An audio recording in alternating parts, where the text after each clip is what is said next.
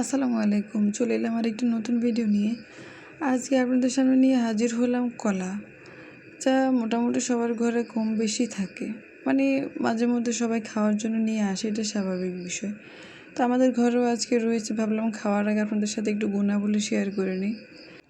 কলাতে রয়েছে প্রচুর পরিমাণে পুষ্টিগুণ। কলা vitamin C, vitamin B complex, potassium এবং ফাইবার থাকে। শক্তির উৎস, দ্রুত শক্তি দেয়, তাই খেলাধুলার আগে বা পরে খাওয়া ভালো। পটাশিয়াম থাকে রক্তচাপ নিয়ন্ত্রণে সাহায্য করে, হজমে সাহায্য করে। ফাইবার থাকার কারণে পাচনতন্ত্র ভালো কাজ করে, মেজাজ উন্নতি করে।